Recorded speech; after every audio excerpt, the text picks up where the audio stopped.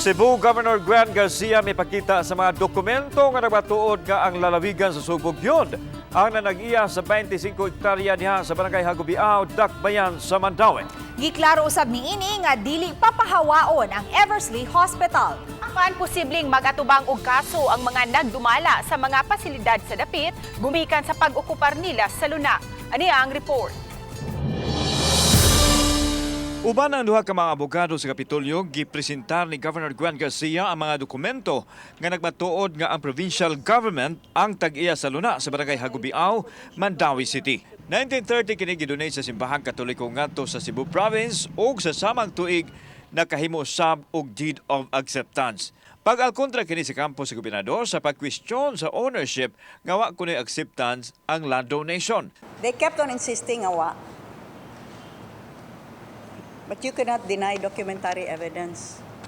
So I said, look, kung mo insist mo nga dili na amo, what document can you show nga inyo na? Can you show us proof that this property is in fact owned by the national government, by the Department of Health, or even by Eversley?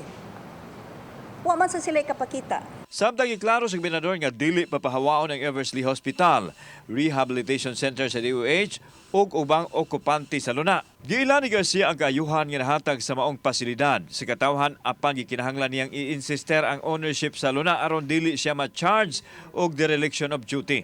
Gani ang Kapitolyo pa ang nitanyag nga illegitimize ang pag-okupar sa mga pasilidad pinaagi sa use of frack agreement. Apan matud pa nagmagahi ang mga okupante sa pagdawat sa tanyag sa Kapitolyo ug bugtong ang National Housing Authority lang ang nisanong nini. We are willing to legitimize your stay.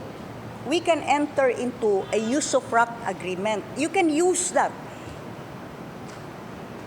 For 25 years, renewable for another 25, syaro, 50 anyos. Medyo bata-bata pa, taan ang panahon na. Giulagway sa mga abogado nga sa sinugdanan pa lang dipiktuso na ang pag-okupar sa mga pasilidad. Busa, maisip nga iligal ang katukuran sa mga edipisyo gamit ang pondo sa gobyerno. Posibleng magatubang og kaso ang mga nagdumala sa Eversley. Gipahibaon sa ni Garcia nga wa mo supak ang DOH Regional Office sa claim sa provincial government. Now, why am I fighting for this?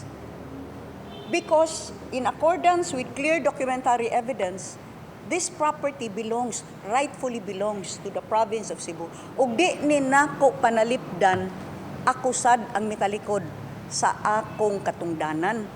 Dereliction of duty ko, especially since I was already alerted about this. Kauban si Philip Patricio ug Rod Prado, ako si Alan Domingo.